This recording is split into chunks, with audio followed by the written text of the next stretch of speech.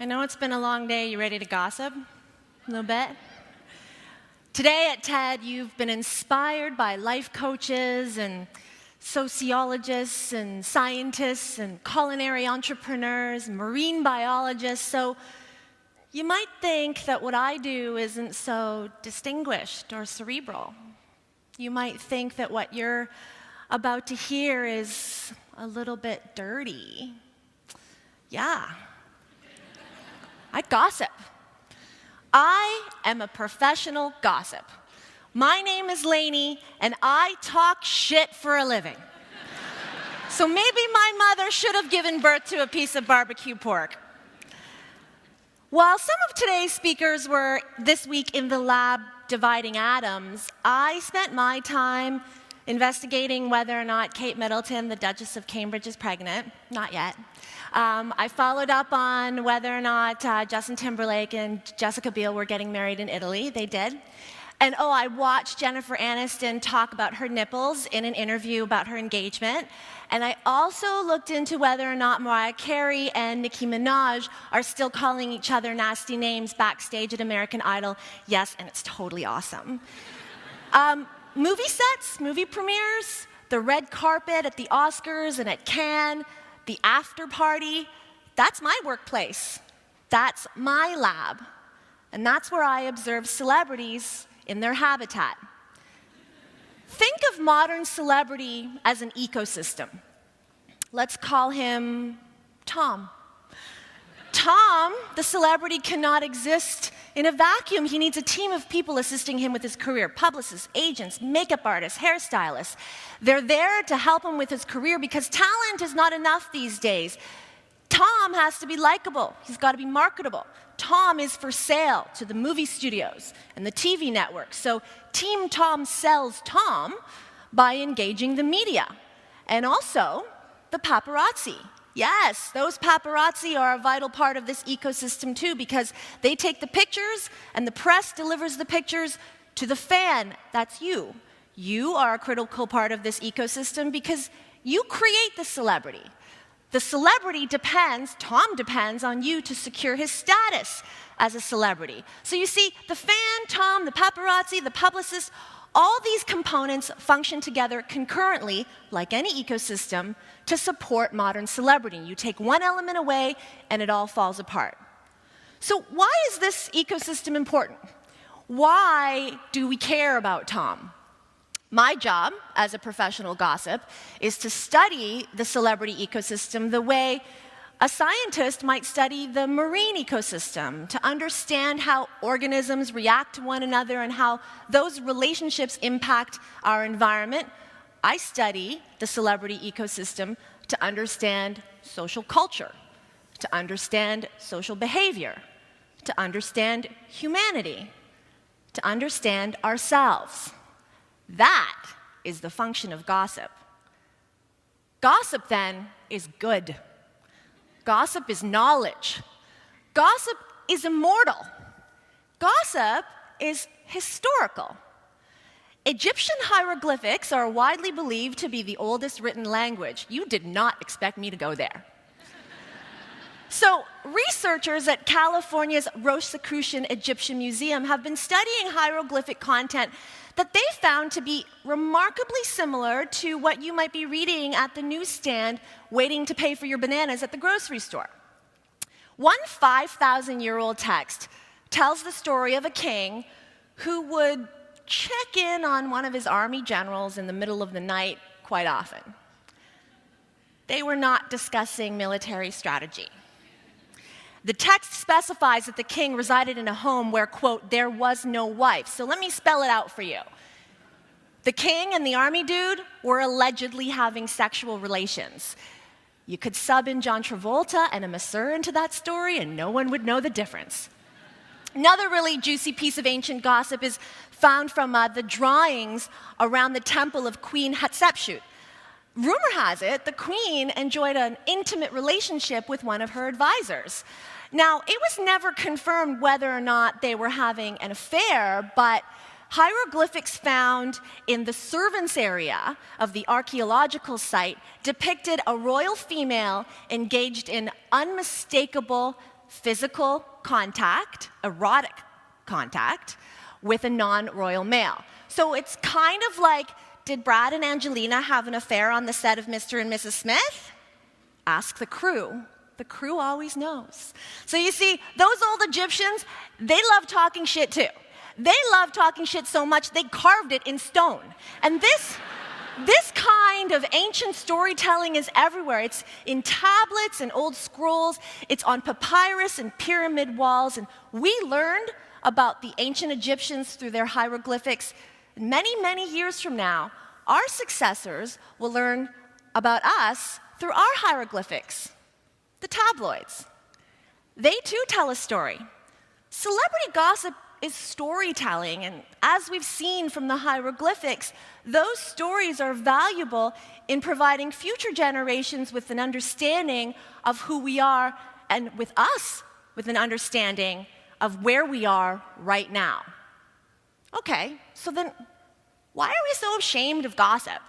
Why are we so embarrassed? Why does my friend tuck her copy of Us Weekly inside the New York Times? No one feels shame when they're watching a hockey game.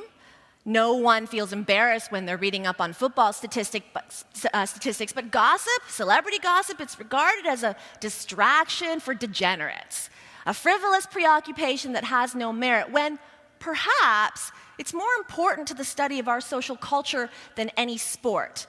Because at the heart of it, celebrity gossip isn't just about celebrities. As we saw from those hieroglyphics, they were a reflection of popular mores and ethics of that time. And right now, the gossip conversation is like any conversation. It is an information exchange. Here's the really interesting thing about gossip. You can't consume it without bias. You can't consume gossip without filtering it through the prism of your own experience. In filtering gossip through the prism of your own experience, what inevitably comes out the other side is a pretty definitive declaration about what we believe, what we expect, what we reject, and how we process. Gossip allows us to communicate a behavioral code to others. Gossip allows us to set a standard of conduct. Let's take a closer look. One of the biggest gossip stories of 2012 was the Kristen Stewart cheating scandal. Quick background, because I know you guys don't know anything about that. Kristen Stewart is the star of a mega movie franchise called Twilight. She plays a teenage girl called Bella who finds the perfect man. He's a vampire and he's 100 years old. He's rich, he's hot, he's chaste, he says the right things, and Bella gives up her life to be with him. People were possessed by this story, so much so that they were so obsessed that they transferred their attachment to the real-life actors playing these parts. Robert Pattinson played Edward, and in a classic case of life imitates art, Robert Pattinson and Kristen Stewart fell in love, making the story of Bella and Edward even more real. Until Kristen Stewart was caught cheating on him with the married director of one of her other movies. This was the cover of the New York Daily News when the story broke. Trampire. Stewart was compelled to offer a public apology for a private decision. She was subsequently slut-shamed across the internet. She went into hiding for a while, and she reportedly lost a few movie roles. Meanwhile, that director with whom she was caught in flagranti, he not only kept his job, he was offered even more film opportunities. So, does infidelity carry a double standard? Last year, Ashton Kutcher was caught cheating on his then-wife Demi Moore on the eve of their 6th wedding anniversary. There was a blonde, it was a hot tub, it was in San Diego. In the aftermath,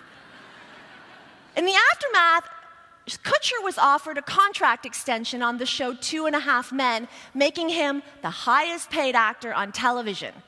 2.5 Men consistently ranks as one of the most watched TV shows on television. So, you're watching. People are watching. Do we reward a cheater if he's male and punish her if she's female? To further explore the relationship between fidelity and gender, Stewart's biggest crime may not have been that she cheated on her boyfriend, but that she violated a female code of conduct, and in doing so, broke the dream of girls who are raised since birth not to aspire to the White House, but to find the perfect guy. Isn't that the story of Twilight? She got the fantasy guy, Bella did. The every girl got the fantasy guy, got him to fall in love with her, and that was the dream, really, for people watching that movie. That's the dream of millions of women everywhere. So Kristen Stewart, how dare she betray that fantasy? How dare she turn her back on that dream? When we were gossiping about Kristen Stewart then, we were not just talking about an actress cheating on her boyfriend. Participants of that gossip conversation were sharing with each other their moralistic views on marriage and fidelity and the social expectation of females in relationships. What else can gossip tell us about the social expectation of the female in a relationship? Recently, one of the most read stories on the website for People magazine had the following headline: Drew Barrymore can't wait to meet her baby. It was as if no pregnant woman was ever excited to meet her baby. It was as if Drew Barrymore had the exclusive on prenatal excitement. I mean, don't get me wrong, motherhood is enriching and rewarding, but I think it's not a new thing, right? Like, I'm pretty sure pregnant women have been excited before Drew Barrymore to meet their kid.